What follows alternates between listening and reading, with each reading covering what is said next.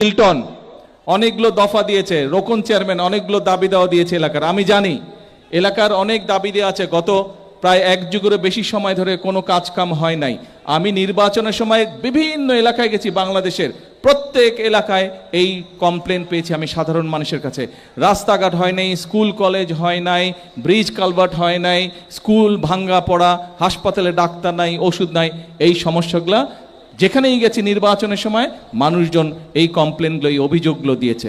এখন আপনারা এই যে ধনুর যেটা রাস্তা বলেন, এখান দিয়ে সামনে দিয়ে যে ধনুটে গেছে রাস্তাটা, এই রাস্তার কাজ নিশ্চয়ই আপনাদের অনেকে যারা ইয়াং তাদের হয়তো মনে নাই, কিন্তু একটু যাদের বয়স আছে, যাদের এখন বয়স 45, 40, 45, 50 বছর বয়স, আপনাদের কিন্তু খেয়াল আছে এই রাস্তার কাজ আজকে থেকে প্রায় 20 বছর আগে কিন্তু করে গিয়েছিলাম আমি। রাস্তাটা চিকন, কিন্তু রাস্তার কাজ শুরু হয়ে গেছিল, সেই ধনুটের ভিতর দিয়ে চলে গিয়েছিল রাস্তার কাজ।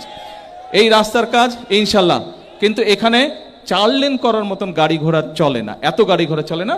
আমরা রাস্তাটাকে যাতে আরেকটু বড় করা যায়, যাতে দুর্ঘটনা না ঘটে, মানুষ যাতে নির্বিঘ্নে যেতে পারে, সেভাবে আমরা করব। কারণ যেখানে 4 লেন প্রয়োজন নাই, সেখানে যদি আমরা 4 লেন করি, রাষ্ট্রের অর্থ নষ্ট হয়। ঠিক আছে না? সব কিছু করতে তো পয়সা লাগে, এবং এই পয়সাটা কার? এ ভাই চুপ করতে হবে, নাহলে তোরা বক্তব্য দে আমি যাই। হ্যাঁ, তোরা বক্তব্য দে আমি যাই, চুপ, একদম চুপ। হ্যাঁ, এখন রাষ্ট্রের অর্থের কথাও তো চিন্তা করতে হবে। এই যে দেখেন মধ্যপ্রাচ্যে যুদ্ধ শুরু হয়েছে, যুদ্ধ হওয়ার কারণে যেটা হয়েছে, যেখান থেকে তেল গ্যাস আমরা আনতাম সেই দেশগুলো আক্রান্ত হয়েছে।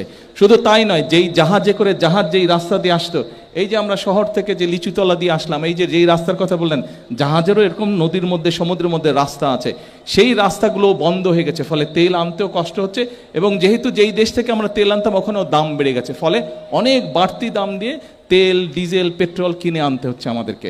ফলে রাষ্ট্রের অতিরিক্ত অনেক অর্থ চলে গেছে। এই অর্থ কাদের? রাষ্ট্রের অর্থ কাদের? আপনাদেরই তো অর্থ, এই অর্থ আপনাদের।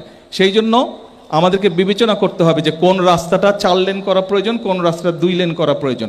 যেটা 2 লেন দিয়ে কাজ হবে সেটা 4 লেন করে খামাকে জমি নষ্ট করার দরকার নাই, অর্থ নষ্ট করার কাজে রাস্তা ইনশাল্লাহ হবে।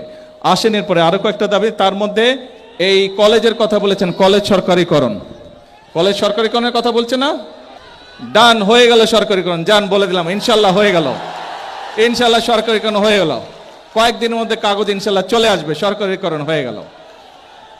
এরপরে উপজেলা, আচ্ছা এখন শুনেন, এখন একটা আস্তে কথা বলি।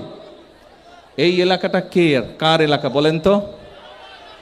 শহীদ জিয়ার জন্মস্থানের, তাই না? শহীদ জিয়ার জন্মস্থান। এখন আপনাদের যেরকম আমার উপরে, শহীদ জিয়ার উপরে, খালেদা জিয়ার উপরে হক আছে, সারা বাংলাদেশের মানুষেরও তো আছে, তাই না? আমরা যদি সব এখানে করি, সারা বাংলাদেশের মানুষই তো উন্নয়ন থেকে গত এক যুগেরও বেশি সময় ধরে বঞ্চিত।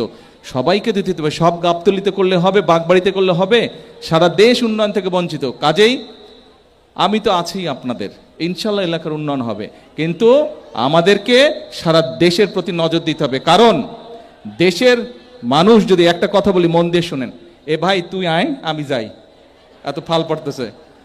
আচ্ছা, এখন মন দিয়ে একটা কথা শুনেন, মন দিয়ে বলি, একটা কথা বলি, মন দিয়ে শুনেন। আমি যদি দেশটাকে শান্তিতে রাখতে পারি, আমি যদি দেশের মানুষের চাকরি বাকরি ব্যবস্থা করতে পারি, আমি যদি কৃষক কার্ড কৃষকদের হাতে পৌঁছে দিতে পারি, আমি যদি ফ্যামিলি কার্ড মায়েদের হাতে পৌঁছে দিতে পারি, দেশ যদি বেকার যুবক যারা আছে তাদেরকে যদি বিদেশে হোক দেশে হোক চাকরি কর্মসংস্থানের ব্যবস্থা করতে পারি, মানুষ যদি ভালো থাকে, খুশিটা বেশি কে হবে? গাবতলীর মানুষ খুশি হবে না? বাগবাড়ির মানুষ খুশি হবে না? কি হবে? আমি যদি ভালো কাজ করতে পারি, গৌরবটা কার বেশি হবে? কার হবে গৌরব? আপনাদের হবে? তাহলে ভাই ধৈর্য ধরতে হবে, আপনাদেরকে ধৈর্য ধরতে হবে, হবে ইনশাল্লাহ। এর আগে কাজ হয়েছে না এলাকার? এর আগে উন্নয়ন হয়েছে না এলাকার?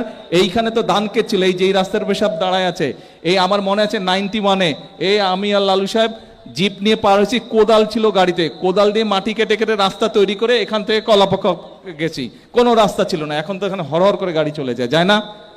ইনশাল্লাহ। কিন্তু ধৈর্য আমাদেরকে ধরতে হবে সাময়িকভাবে। আপনারা কিন্তু বাগবাড়ির মানুষ, গাবতলীর মানুষ, সবার কথা চিন্তা করতে হবে, পুরো দেশের কথা চিন্তা করতে হবে। শুধু নিজের কথা চিন্তা করতে চলবে না, আপনাদের দায়িত্ব হচ্ছে সারা বাংলাদেশের মানুষের কথা চিন্তা করতে হবে। ঠিক আছে? এখন শুধু দোয়া করবেন, এলাকার সমস্যা যেরকম ঠিক করবো আস্তে আস্তে ইনশাল্লাহ। দেশের মানুষেরও যাতে সমস্যার সমাধান করা সম্ভব হয়। আপনাদের তো আমি আপনাদের ঘরের ছেলে, তো ঘরের ছেলের জন্য দোয়া করবেন না তো কার জন্য দোয়া করবেন? কি করবেন?